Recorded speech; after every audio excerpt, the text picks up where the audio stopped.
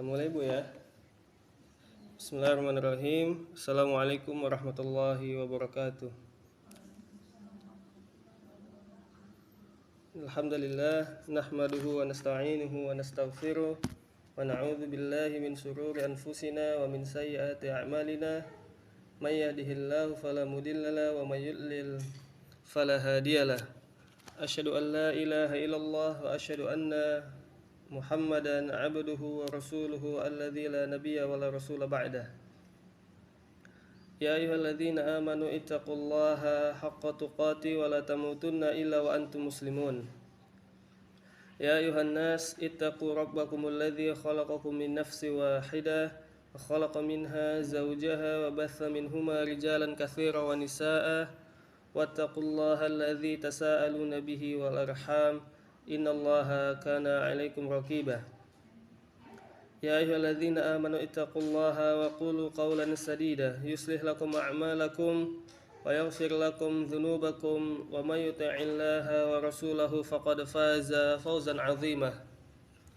Amma ba'du fa inna asdaqal hadithi kitabullah wa khairal hadi hadi Muhammadin sallallahu alaihi wasallam. Wa syarrul umuri muhdatsatuha wa kullu muhdatsatin bid'ah wa kullu bid'atin dhalalah wa kullu dhalalatin finnar. Ikhwani wa akhwati fid din, kaum muslimin wa muslimat rahimani Allah wa iyyakum jami'an. Bapak-bapak, ibu-ibu yang saya hormati, insyaallah pada kesempatan kali ini Jumat 3 Muharram 1444 Hijriah, kita akan kembali melanjutkan kajian kita, yaitu membahas sebuah kitab yang berjudul Ashrul Raqaiz fi Tarbiyatil Abna. Membahas sebuah kitab yang berjudul Ashrul Raqaiz, 10 pilar, 10 pondasi dalam mendidik anak. 10 pondasi dalam mendidik anak. Di pertemuan yang sebelumnya, di pertemuan yang pertama, lebih kurang 2 bulan yang lalu, kita telah membahas pondasi pertama dari pendidikan anak, yaitu ikhtiyaru az-zaujati as-salihati, di mana kata Syekh Abdul Razak bin Abdul Muhsin, penulis kitab ini, penulis kitab Ashrul Raqaiz fi Tarbiyatil Abna, kata beliau, pondasi pertama untuk menciptakan anak yang soleh adalah ikhtiyaru zaujati salihati. Pondasi pertama untuk menciptakan anak yang soleh adalah ikhtiyaru zaujah, memilih istri as-salihah, memilih istri yang soleh. Jadi pondasi pertama di dalam keinginan kita untuk menciptakan anak yang soleh dan solehah itu dimulai bahkan jauh sebelum anak itu lahir. Jauh sebelum anak itu lahir. Itu dimulai ketika kita memilih calon pasangan kita atau memilih calon ibu bagi anak kita. Dan ini telah kita bahas di pertemuan yang pertama, bahwa pondasi pertama untuk menciptakan anak yang soleh adalah memilih istri yang solehah. Memilih istri yang solehah. Maka insyaallah kita akan masuk ke Ar-Raqizatu Tsaniyah, kita akan masuk ke pondasi yang kedua dari kitab ini, bahwa Ar-Raqizatu Tsaniyah, pondasi kedua dalam keinginan kita untuk menciptakan anak yang soleh adalah apa? Adalah gharsul aqidati wal iman. Yaitu menanamkan al-aqidah, menanamkan akidah dan keimanan. Jadi pondasi kedua yaitu apa? Yaitu kita menanamkan sejak dini, sejak kecil kepada anak-anak kita tentang akidah Islamiyah as-sahihah. Kita menanamkan kepada anak didik kita, kepada anak-anak kita tentang akidah Islam yang sahihah, tentang akidah Islam yang benar. Ini dia pondasi kedua yang disebutkan oleh Syekh Abdul Razak bin Abdul Muhsin Al-Abbad hafizahullah taala di dalam kitabnya ini, yaitu Gharsul Aqidah wal Iman, yaitu sejak kecil, sejak anak-anak kita harus menanamkan kepada anak-anak kita akidah yang benar, menanamkan keimanan yang benar, menanamkan tentang tauhid, menanamkan tentang mengesahkan Allah. Sejak kapan? Sejak kecil. Ya, sejak anak-anak. Sejak anak-anak. Menanamkan akidah yang benar. Akidah itu apa sebenarnya? Akidah itu ya secara ringkas, akidah itu adalah suatu cabang ilmu yang membahas tentang keimanan. Membahas tentang keimanan. Kemudian ini yang pertama, kemudian membahas tentang hal-hal ghaib. Membahas tentang hal-hal ghaib. Jadi sejak kecil nih anak harus kita ajari dengan keimanan yang benar. Kemudian kita ajari tentang pemahaman dia terhadap hal-hal gaib yang benar. Kemudian akidah itu juga membahas tentang tauhid, yaitu mengesahkan Allah Subhanahu wa taala. Jadi sejak kecil sudah kita ajari anak-anak ini bahwa Allah itu siapa, Allah itu di mana, Allah itu sifat-sifatnya, nama-namanya. Sejak kecil kita ajari tentang tauhid. Kemudian kita ajarkan tentang bahaya kesyirikan. Kita ajarkan tentang bahaya kesyirikan. Kesyirikan itu adalah lawannya tauhid, yaitu taswiyatu ghairillahi billahi fima huwa min khasaisillah. Kesyirikan itu adalah taswiyatu ghairillah, menyamakan selain Allah billah dengan Allah fima huwa min khasaisillah, pada hal yang merupakan kekhususan Allah Subhanahu wa taala. Nah, lebih kurang itulah yang dimaksud dengan al-aqidah. Yaitu apa? Mengajarkan anak tentang keimanan yang benar. Tapi yang perlu fakta yang kita dapatkan di lapangan, banyak orang Islam, banyak orang yang mengaku muslim ternyata belum memiliki keimanan yang benar. Banyak orang yang mengaku beriman tetapi ternyata keimanannya belum benar. Dan oleh karena itu ini adalah tugas orang tua, tugas orang tua, bahkan wajib bagi setiap muslim untuk mempelajari tentang akidah yang benar. Mempelajari tentang akidah yang benar. Jadi akidah itu itu tadi berkaitan seputar pembahasannya seputar tentang keimanan, tentang rukun iman, tentang keimanan yang benar kepada Allah, tentang keimanan yang benar kepada malaikat, tentang keimanan yang benar kepada kitab-kitab Allah Subhanahu wa taala, tentang keimanan yang benar kepada rasul-rasul, tentang keimanan yang benar kepada hari akhir, dan tentang keimanan yang benar kepada takdir yang baik maupun yang buruk. Begitu juga akidah ini membahas tentang tauhid, Ya, tauhid itu ada tauhid rububiyah, ada tauhid uluhiyah, dan ada tauhid al-asma wa sifat. Ya. Tauhid rububiyah itu berkaitan dengan penciptaan.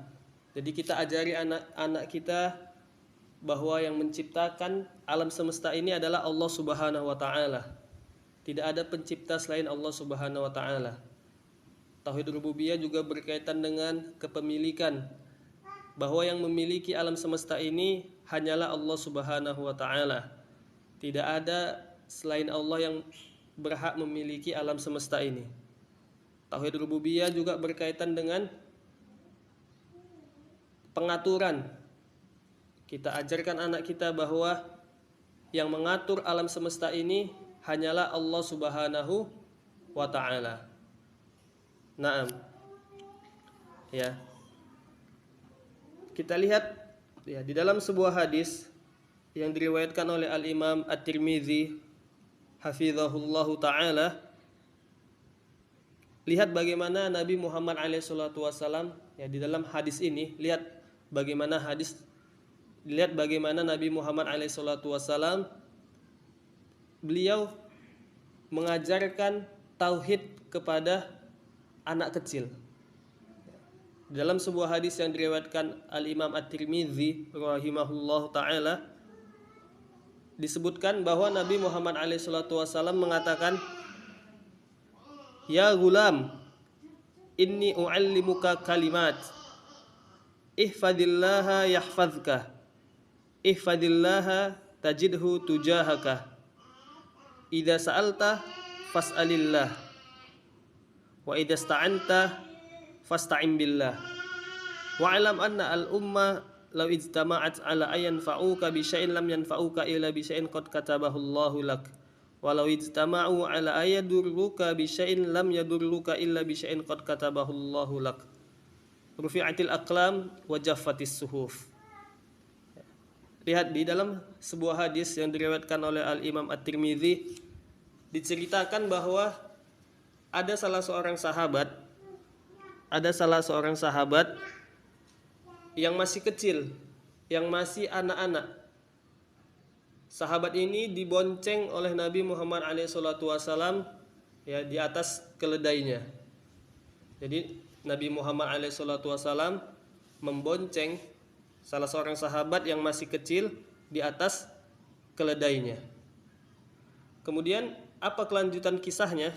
Kemudian dikisahkan ya kelanjutan kisahnya, Nabi Muhammad SAW mengatakan kepada sahabat yang masih kecil ini di atas keledainya, "Ya gulam, wahai anak kecil, inni u'allimuka kalimatin." Kata Nabi Muhammad kepada anak kecil ini, kepada sahabat yang masih kecil ini, "Inni u'allimuka kalimatin." Sesungguhnya u'allimuka kalimat, aku akan mengajarimu beberapa hal. Kata Nabi Muhammad kepada anak kecil ini. Apa yang akan diajarkan oleh Nabi kepada anak kecil ini? Nabi Muhammad SAW mengatakan, "Ihfadillaha yahfazka." Kata Nabi Muhammad, jagalah Allah maka Allah akan menjagamu. Jagalah Allah maka Allah akan menjagamu. Jadi bayangkan Nabi Muhammad ya kepada anak yang masih kecil, Nabi Muhammad sudah mengatakan, "Wahai nak, ya, jagalah Allah." Maksudnya apa? Maksudnya jagalah perintah-perintah Allah dan jauhilah larangan-larangan Allah. Maka Allah akan menjagamu. Ya, jadi masih kecil pun Nabi Muhammad tidak sungkan-sungkan. Ya, bukan menganggap ini anak nggak paham nih kalau tentang hal-hal tauhid, tentang hal akidah, tentang keimanan. Bukan seperti itu pemikiran Nabi Muhammad, tapi Nabi Muhammad tetap walaupun masih kecil, beliau tetap mengajarkan hal yang terpenting, yaitu tentang akidah. Jagalah Allah, maka Allah akan menjagamu. Ihfazillaha tajidhu tujahaka. Jagalah Allah, maka engkau akan mendapati Allah di hadapanmu. Maksudnya apa? Maksudnya ya, Allah akan menjagamu. Ya, jika engkau menjaga perintah-perintah Allah dan menjauhi larangan-larangan Allah, maka Allah akan menjagamu. Kata para ulama, maksudnya apa? Kalau kita masih muda, masih kuat kondisi kita, menggunakan mata kita untuk hal-hal yang diperintahkan oleh Allah, menggunakan tangan kita kepada hal-hal yang diridhai oleh Allah Subhanahu wa taala, menggunakan mulut kita untuk berbicara hal-hal yang diridhai oleh Allah Subhanahu wa taala, maka insya Allah Allah Subhanahu wa taala akan menjaga penglihatan kita, menjaga mata kita, menjaga mulut kita, menjaga tangan kita. Lihat saja para ulama. Para ulama yang masih hidup sekarang itu umurnya sudah bahkan sampai 90 tahun.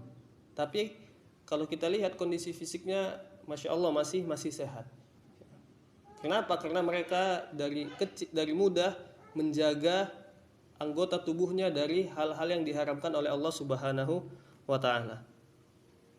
Kemudian kelanjutan kisahnya, kemudian Nabi Muhammad, kelanjutan kisah tadi yang Nabi Muhammad membonceng anak kecil di keledainya, Nabi Muhammad mengatakan idza sa'alta fas'alillah. Nabi Muhammad mengatakan, jika engkau mau meminta, idza sa'alta, jika engkau mau meminta, fas'alillah, maka mintalah kepada Allah. Jika engkau meminta, maka mintalah dulu kepada Allah. Maka ini apa? Ini adalah pengajaran Nabi Muhammad SAW bahwa hanya Allah lah Subhanahu wa taala lah yang bisa memberi. Hanya Allah Subhanahu wa taala yang bisa memberi. Memberikan apa? Memberikan kesehatan, memberikan rizki, memberikan kelapangan, memberikan kemudahan. Maka Nabi Muhammad mengajarkan hal ini kepada anak tersebut yang diboncengnya. Jika engkau mau meminta, maka mintalah dulu kepada Allah. Maka pengaplikasiannya, misalnya anak kita sakit, maka kita ajarkan bahwa yang memberi kesembuhan, yang memberi kesehatan itu adalah Allah Subhanahu wa taala. Sejak kecil kita ajarkan. Adapun dokter hanya sebagai wasilah, sebagai perantara. Adapun obat-obatan itu hanya sebagai sebab. Adapun sebab yang hakiki itu datangnya dari Allah Subhanahu wa taala. Jadi seperti itu Nabi Muhammad SAW mengajarkan tauhid kepada anak kecil. Idza sa'alta fas'alillah. Jika engkau mau meminta suatu hal, maka mintalah dulu kepada Allah Subhanahu wa taala. Jika seandainya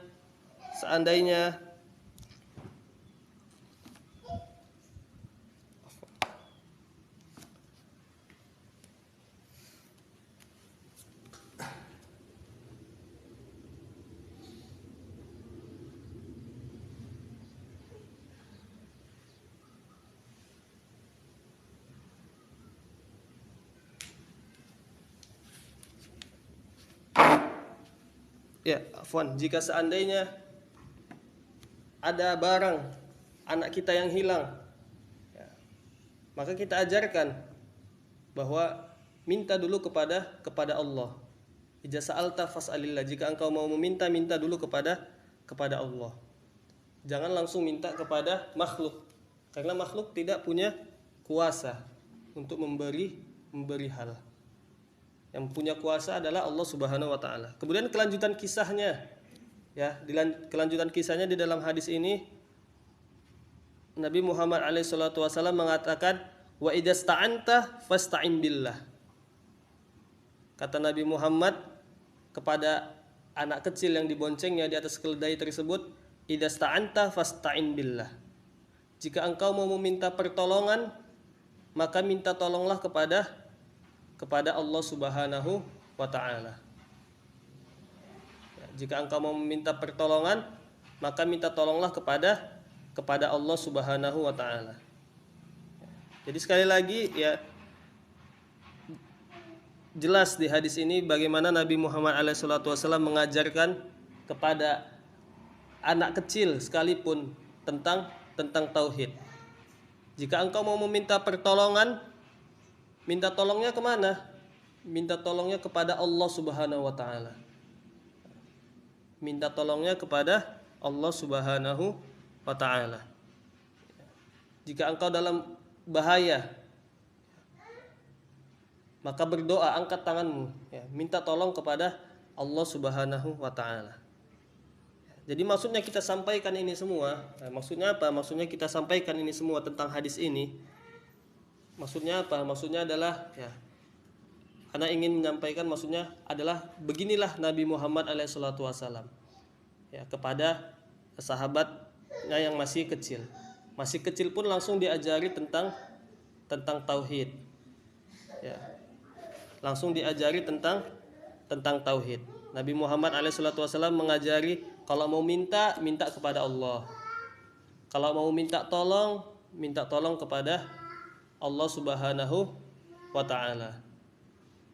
Ya, jadi seperti itu. Ya, seperti itu ya Nabi Muhammad SAW. Ya. Di dalam ya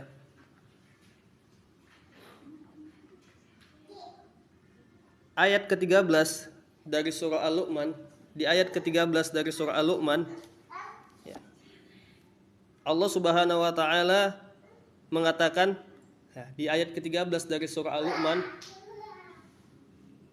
di sini Allah Subhanahu wa Ta'ala menceritakan tentang Luqman ya. Luqman ini adalah orang yang soleh. Beliau bukan nabi, tapi beliau adalah orang yang soleh. Bahkan saking solehnya Allah Subhanahu wa Ta'ala jadikan namanya sebagai salah satu surah di dalam Al-Qur'an. Ya, jadi di ayat ke-13 dari surah Al-Luqman, Allah Subhanahu wa Ta'ala menceritakan tentang Luqman, yang mana beliau mengatakan kepada anaknya, "Ya bunayya la tusyrik billah, inna syirka la dzulmun 'adzim." Ya.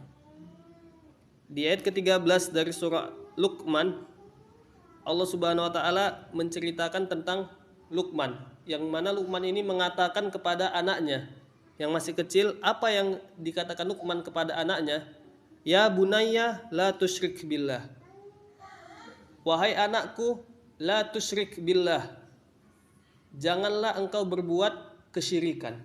Ya, janganlah engkau berbuat kesyirikan. Ya kan kalau kita tadabburi ya, apa anak kecil itu paham tentang kesyirikan? Ya kan kalau kita tadabburi kan, masa anak kecil udah paham sih tentang kesyirikan? Ya. Tapi tidak, walaupun begitu tetap orang-orang soleh itu mengajari anak mereka tentang bahaya kesyirikan. Inna syirka la dzulmun 'adzim. Sesungguhnya kesyirikan itu adalah kezoliman yang besar.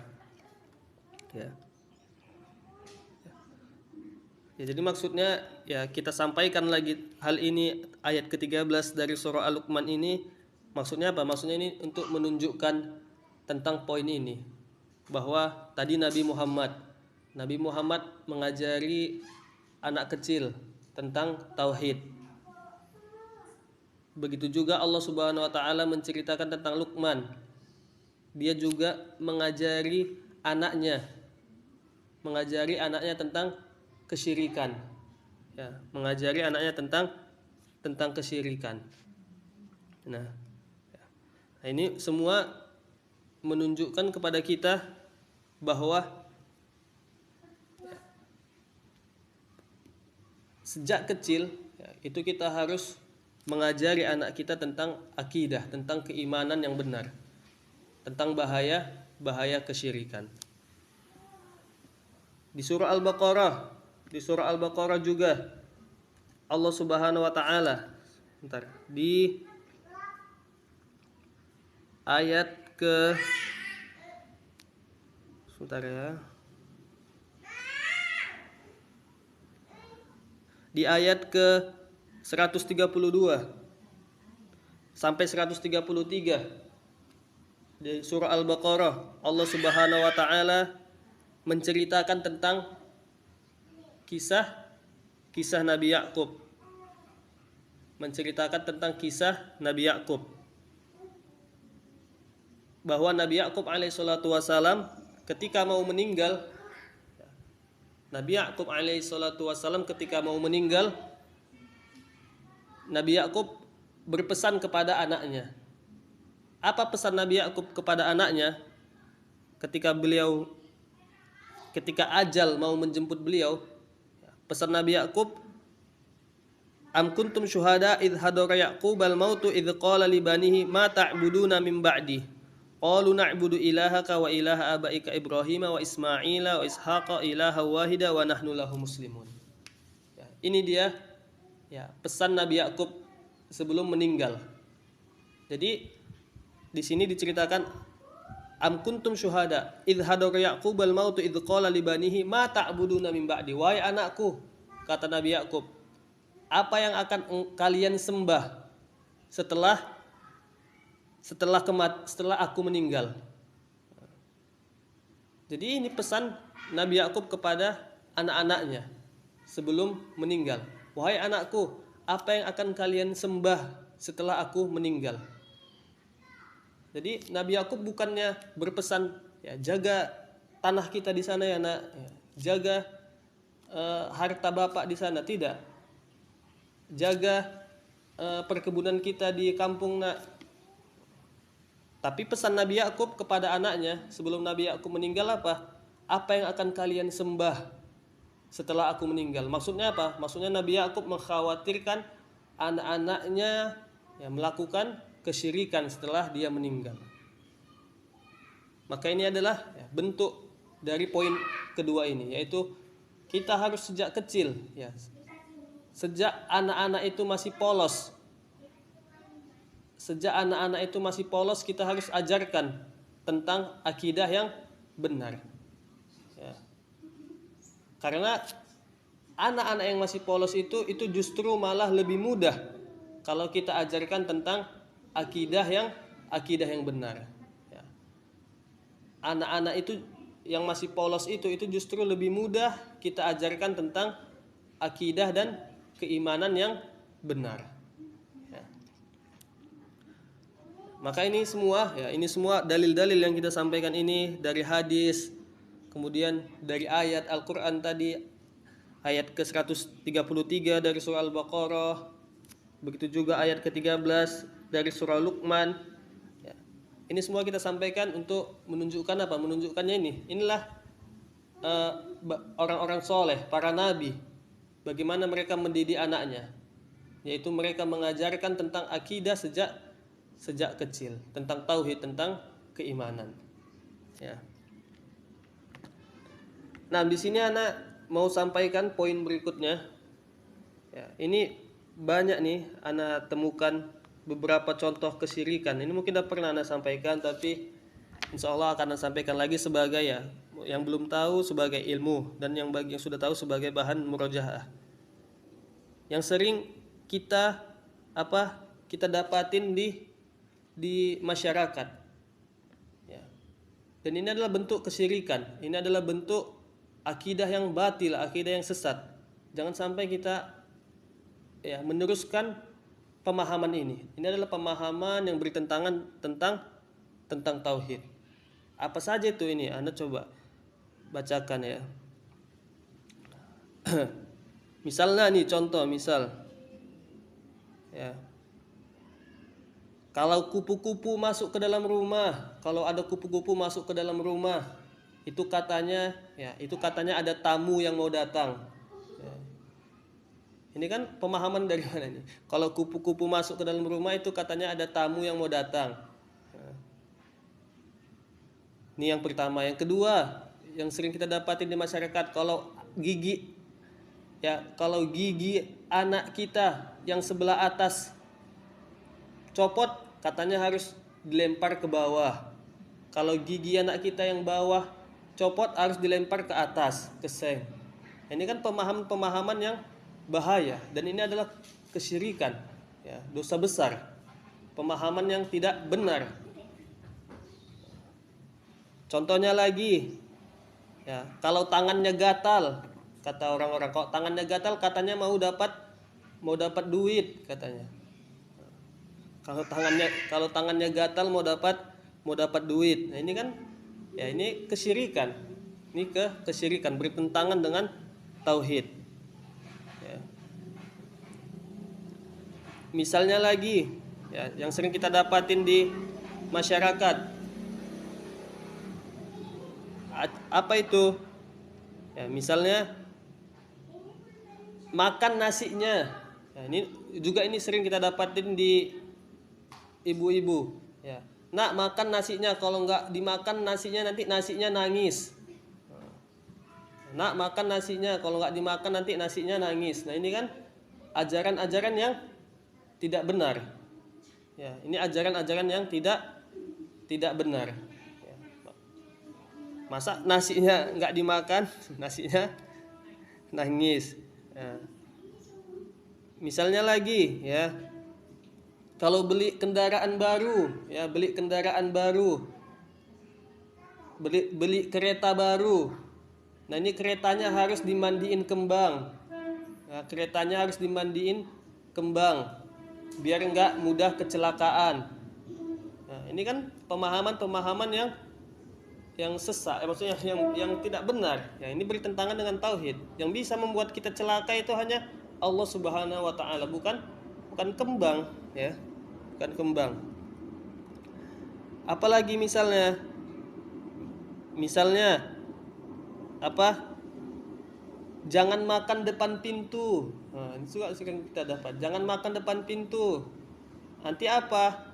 Kalau makan depan pintu, nanti rezekinya nggak lancar katanya. Ini kan pemahaman yang sementara kita tahu yang memberi rezeki hanya Allah Subhanahu wa taala. Masa gara-gara makan depan pintu rezekinya nggak lancar. Ya. Misalnya apa lagi? Ya. Misalnya nih, ini juga ibu-ibu hamil. Ibu hamil kata apa? Harus bawa gunting, bawa peniti. Ya, ibu-ibu hamil bawa gunting, bawa peniti, pokoknya bawa yang kayak besi-besi gitulah. Biar apa? Biar tidak diganggu, ya, janinnya selamat. Nah, ini kan kesyirikan, bertentangan dengan tauhid. Masa gara-gara bawa gunting, bawa peniti, bawa cemiti bisa menyelamatkan dia dari mara bahaya? Ya, ini kan pemahaman yang sesat, ya. Misalnya apa lagi? Ya. Nih, misalnya Ana nih kemarin berhubung anak-anak baru lahiran, katanya kalau anak itu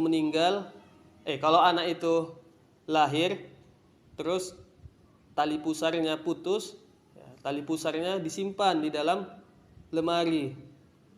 Kalau ada anak lahir terus tali pusarnya ada lepas, nah tali pusarnya itu disimpan di dalam lemari.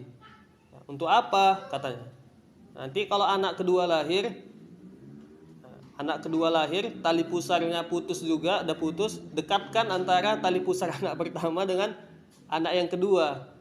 Fungsinya untuk apa? Katanya biar mereka nggak berantem katanya. Ini kan pemahaman yang tidak benar. Nah, inilah yang Anda maksud tadi tentang kita harus mendidikkan anak kita tentang akidah yang benar. Ya, mendidik anak kita tentang akidah yang benar. Ini semua adalah akidah yang salah yang sering kita dengar di masyarakat kita. Ya.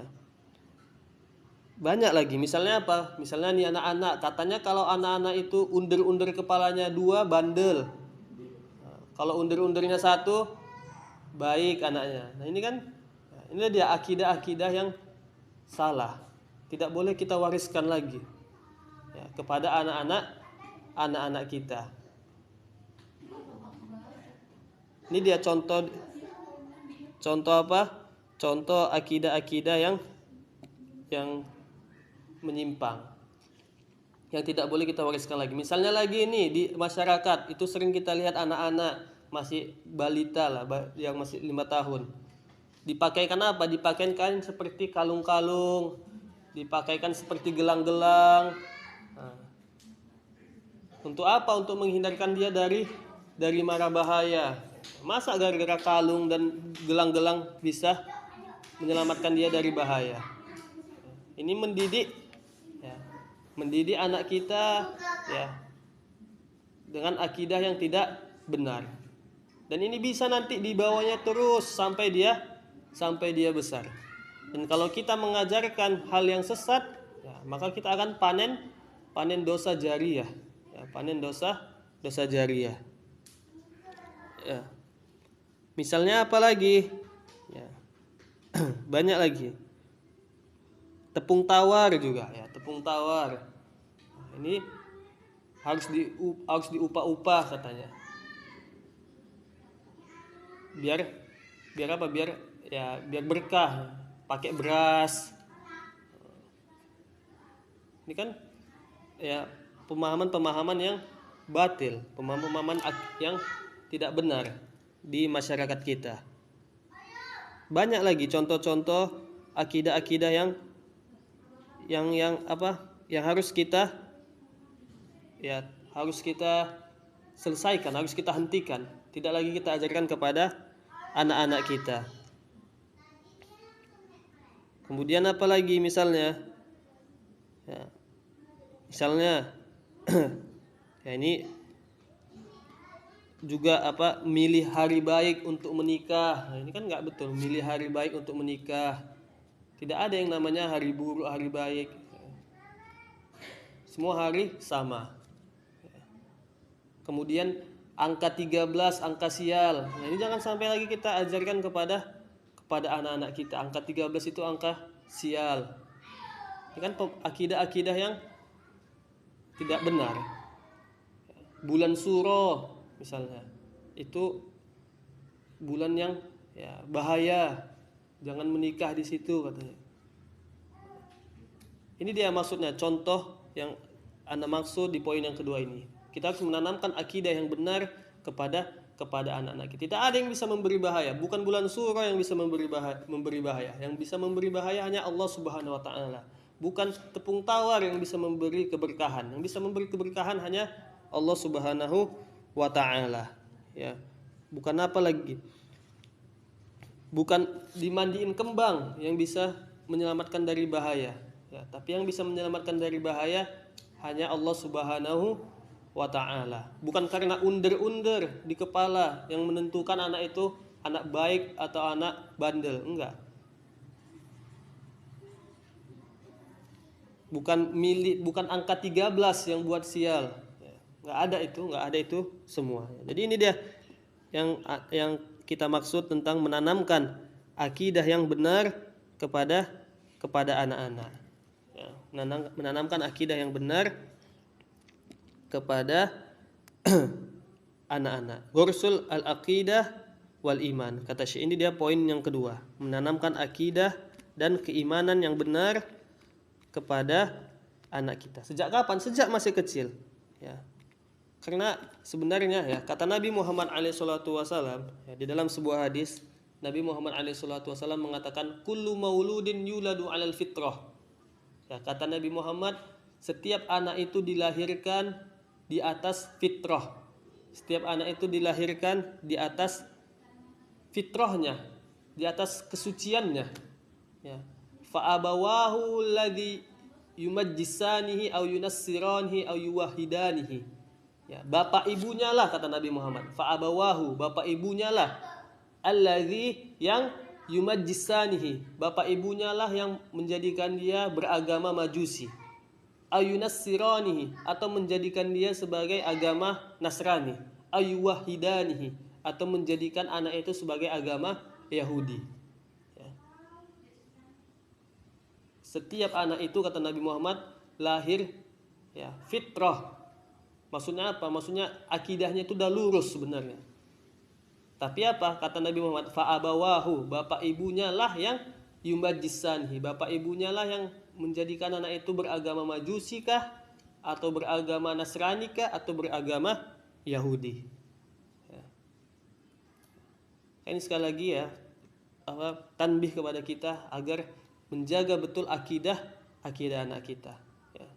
Dan tentu yang pastinya orang tuanya juga harus punya akidah yang benar. Maka sebelum itu orang tuanya juga harus belajar tentang akidah yang benar. Seperti apa akidah yang benar itu? Karena kalau dia tidak tahu akidah yang benar, ya bagaimana dia mau mengajarkan kepada anaknya? Ya. Naam.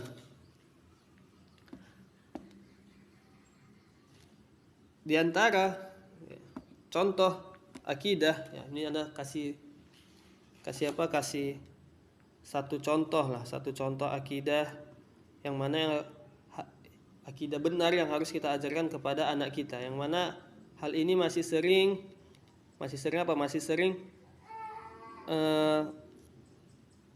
tidak benar diajarkan, yaitu apa? Tentang di mana Allah, di manakah Allah, di mana Allah Subhanahu wa taala. Ini kan pertanyaan yang sederhana, simple, tapi ternyata banyak yang masih salah dalam menjawabnya. Di mana Allah Subhanahu wa taala. Maka kalau anak kita bertanya, ya Abi, Umi, Allah itu di mana? Maka jawaban kita apa? Ya, di mana? Di mana, Bu? Allah itu di mana? Di mana? Iya. Allah itu ada di atas arsy. Allah itu ada di atas arsy. Dan arsy itu ada di atas langit yang ketujuh. Ya. Ini kan pertanyaan yang sering muncul dari mulut anak-anak. Dan ini adalah pertanyaan yang berkaitan tentang akidah. Abi, Umi, Allah itu ada di mana? Dan masih sering kita dapatkan jawaban yang dari bapak ibunya mengatakan Allah itu ada di mana-mana. Allah itu ada di mana-mana. Padahal ini adalah jawaban yang salah. Ini adalah jawaban yang salah. Ini adalah akidah yang tidak benar. Meyakini bahwa Allah itu ada di mana-mana, itu adalah akidah yang tidak benar. Tapi akidah yang benar adalah apa? Kita meyakini bahwa Allah itu ada di atas langit yang ketujuh. Ini harus kita ajarkan kepada anak-anak kita. Abi, Umi, Allah itu ada di mana? Maka kita ajarkan Allah itu ada di atas langit yang ketujuh, di atas arsy-Nya. Dan yang menakjubkannya, Anda sering coba buat eksperimen. Anda sering nanya ke anak-anak yang masih fitrah, anak-anak yang masih belum terkontaminasi lah dengan ajaran-ajaran yang tidak benar. Dan si anak ini belum diajari dengan akidah yang benar juga. Nah, kalau kita tanya kepada anak-anak itu yang masih polos, masih suci, nah Allah itu ada di mana? Kita tanya kepada mereka. Cobalah tanya sekali kepada anak-anak yang belum terkontaminasi tentang akidah yang tidak benar. Tanya aja kepada anak-anak. Nah, Allah itu ada di mana? Dan beberapa kali anak tanya kepada hal tersebut kepada anak-anak, semua jawabannya sama. Padahal mereka belum diajari. Apa jawaban mereka? Mereka akan menunjuk ke atas langit. Padahal mereka belum diajarin kalau Allah itu ada di atas langit. Tapi itulah sabda Nabi Muhammad tadi. Nabi Muhammad mengatakan apa? Kullu mauludin yuladu 'alal fitrah. Nabi Muhammad mengatakan setiap anak itu dilahirkan di atas fitrahnya, dan fitrah itu orang yang fitrah itu akan mengatakan bahwa Allah itu ada di atas langit. Maka ini salah satu contoh bentuk akidah yang mana masih sering menyimpang di masyarakat kita. Ketika anaknya bertanya, "Ya, Bu, Allah itu di mana?" Masih sering kita dengar bapak ibunya akan mengatakan Allah itu ada di mana-mana. Padahal yang benar adalah Allah itu ada di atas langit. Ya, Allah itu ada di atas langit. Di atas langit yang ketujuh. Ya. Dan langit itu ada tujuh lapis. Begitu juga bumi. Bumi itu ada tujuh lapis. Ya, 7 lapis bumi dan 7 lapis langit. Dan Allah berada di atas langit yang ketujuh. Berada di atas arsy. Arsy itu apa? Arsy itu adalah singgasana. Ya. Tapi ingat, ketika kita berbicara tentang sifat-sifat Allah, ketika kita berbicara tentang nama-nama Allah, harus kita ingat satu kaidah di surah Asy-Syura. Allah Ta'ala mengatakan, laisa kamitslihi syai'un wa huwas samiul basir. Di surah Asy-Syura, ya, Allah Ta'ala mengatakan laisa kamitslihi syai'un, tidak ada satu hal pun yang seperti Allah. Tidak ada satu hal pun yang seperti Allah Subhanahu wa Ta'ala.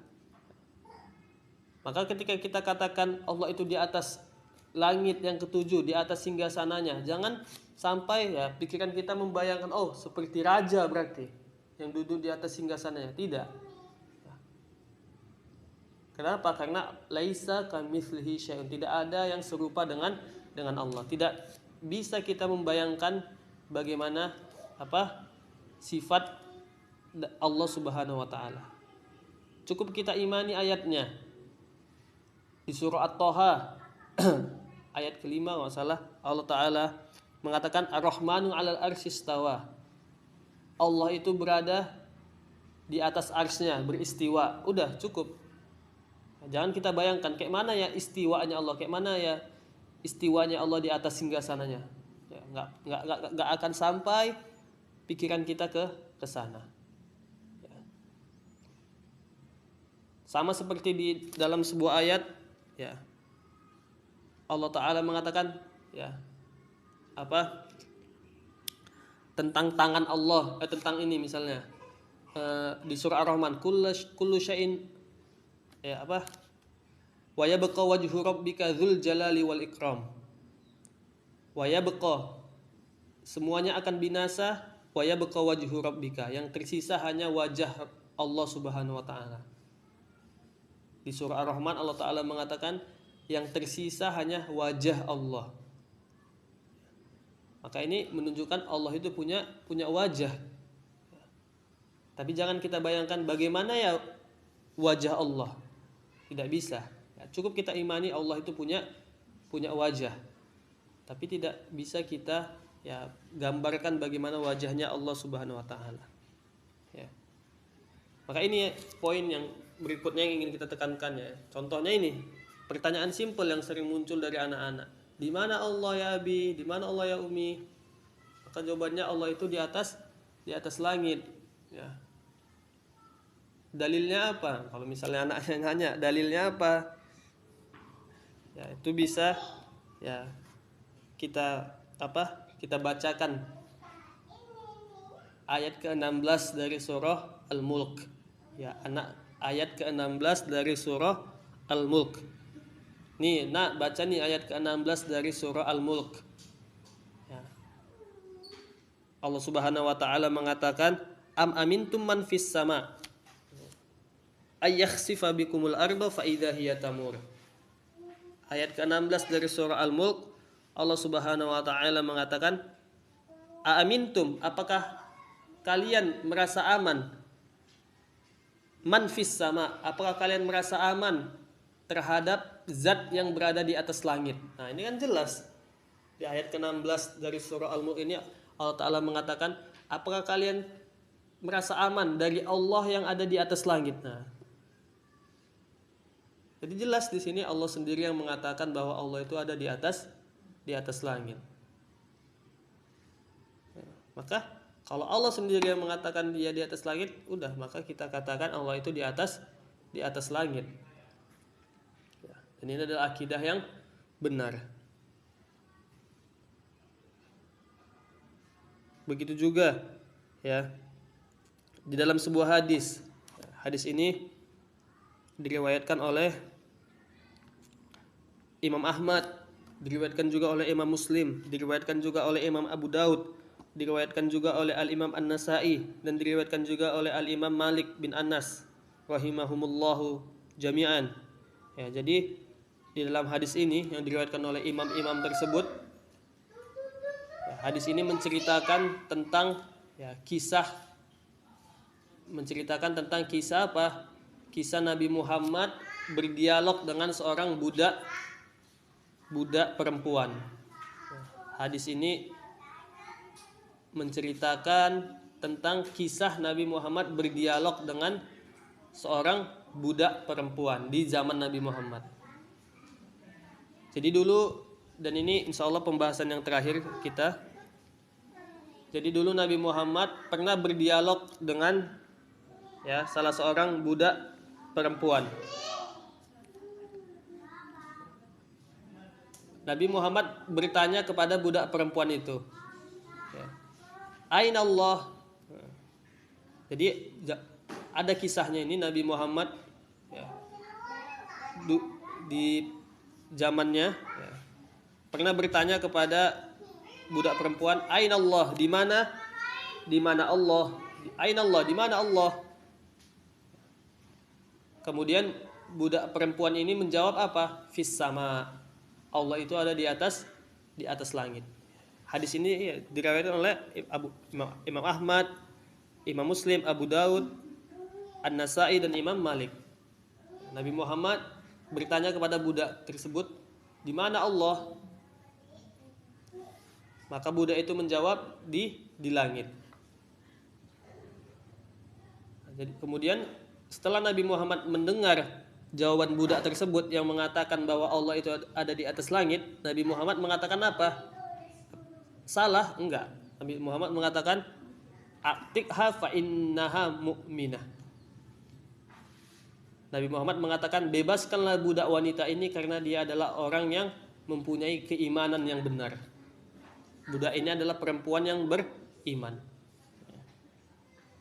Maksudnya apa? Maksudnya ketika Nabi Muhammad mendengar jawaban budak perempuan tersebut yang mengatakan bahwa Allah ada di atas langit, Nabi Muhammad membenarkan jawaban budak tersebut.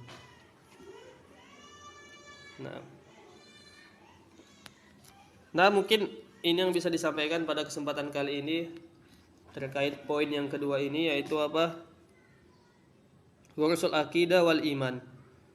Poin kedua dalam kitab Rokais fi tarbiyatil abna. Pondasi kedua dalam mendidik anak adalah apa? Adalah menanamkan akidah dan keimanan yang benar. Nah, kita cukupkan dulu sampai di sini. Insyaallah kita akan lanjutkan bulan depan, masuk ke poin yang ketiga dari antara pondasi mendidik anak. Kita ringkaskan, kita rangkumkan materi kita pada pertemuan kali ini, yaitu apa? Yang pertama tadi adalah tentang akidah, bahwa kita harus mendidik anak kita sejak kecil memiliki akidah yang benar. Dan akidah itu adalah ilmu yang membahas tentang keimanan. Kemudian tadi kita telah sebutkan contoh-contoh akidah yang tidak benar di masyarakat. Banyak tadi kita sebutkan contohnya. Nah, kemudian yang terakhir tadi kita berikan contoh tentang akidah yang benar tentang di mana Allah, bahwa Allah itu ada di atas langit, di atas langit yang ketujuh. Nah, ini yang bisa disampaikan pada kesempatan kali ini, lebih dan kurangnya mohon maaf. Ada pertanyaan?